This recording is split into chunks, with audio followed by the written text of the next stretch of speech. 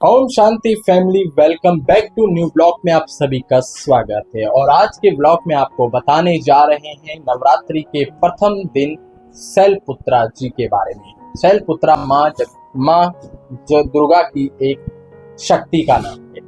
और आप सभी को नवरात्रि के पावन पर्व पर आपके परिवार को, आपके फ्रेंड्स को, सभी को नवरात्रि की बहुत बहुत शुभकामनाएं। देखिए, शैलपुत्रा माँ कौन?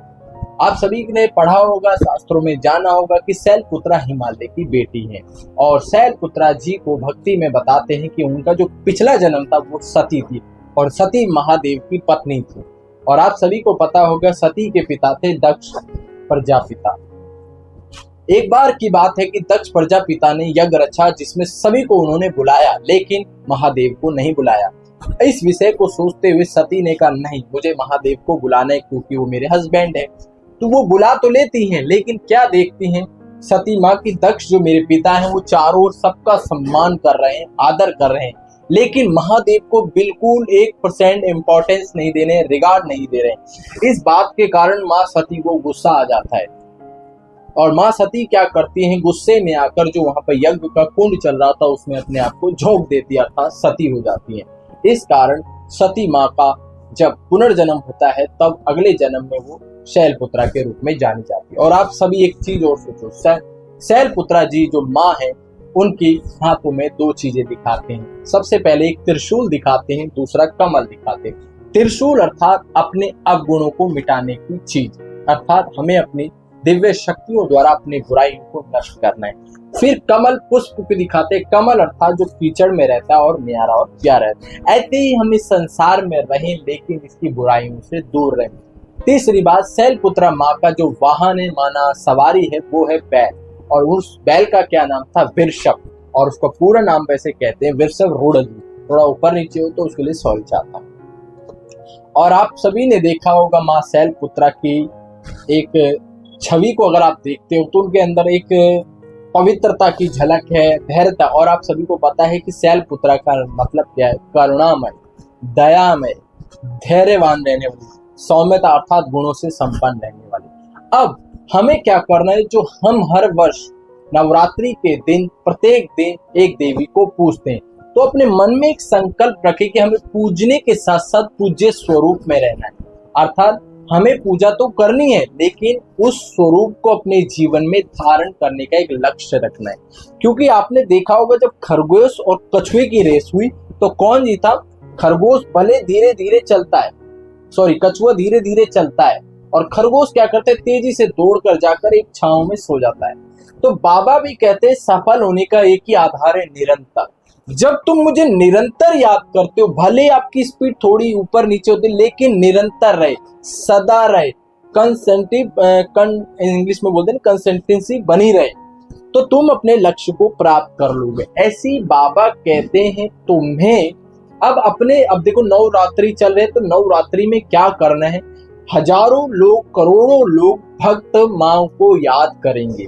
तो हमें क्या करना है? अपने पूर्वज स्वरूप में टिकना है और संकल्पों को क्रिएट करना है कि मैं पूर्वज आत्मा, अष्टभुजाधारी दुर्गा हूँ, या कोई भी चीज समझ सकते हो। जैसे आज का दिन मैं शैलपुत्रा माँ हूँ, सारा संसार मेरे बच्चे हैं, मुझे परमात्म शक्तियां सभी को देनी है, सबके चित्त शांत हो जाए, सबका कल्याण हो जाए, सबका योग बाबा से लग जाए। इससे क्या होगा?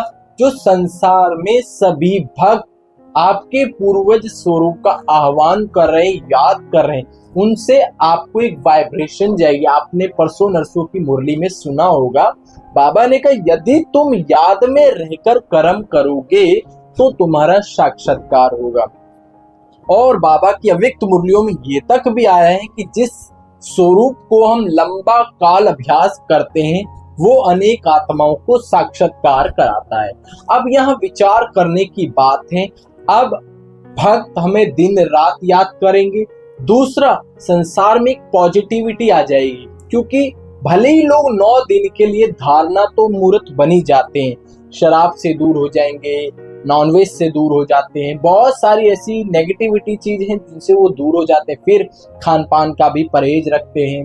वैसे किसी को समझाओ तो कहते हैं नहीं हम, लेकिन दुर्गा माँ की असम शक्तियों के कारण लोग अपने जीवन में धारणा बनाते हैं। तो इन दिनों में अपने मेन बेसिक स्वरूप में स्थिर होना है। कोई भी समय बनाना है जिसमें हमें उन स्वरूप को पूजना तो है, जैसे संसार में भक्त पूजते हैं, लेकिन हमें बनना है पूजनीय।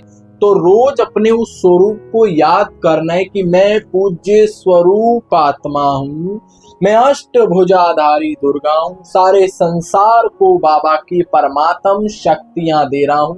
लाखों भक्त मेरे सामने खड़े हैं, करोड़ों भक्त मेरे सामने हाथ जोड़कर प्रार्थना कर रहे हैं। मेरा वरदानी हाँ सभी भक्तों की मनोकामनाएं पूर्ण कर रहा है। ऐसे संकल्पों को क्रिएट कर उस स्वरूप को अपने जीवन में धारण करने का एक दृढ़ संकल्प करें, क्योंकि जब हम एक एक सीढ़ी चढ़ जाएंगे तो अपनी मंजिल को प्राप्त कर लेंगे। याद रखना, मंजिलें उन्हें मिलती हैं जिनके सपनों में जान होती है। संकल्पों से कुछ नहीं होता, हौसलों से उड़ान होती है।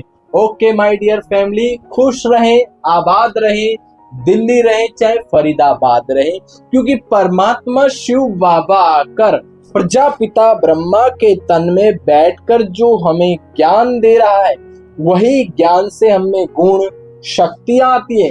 जब इन शक्ति गुणों को हम अपने संस्कार में बना लेते हैं तो हमारी दिव्य मूर्ति भक्ति में याद करी जाती है। ओके, ओम शांति, थैंक यू वेरी मच।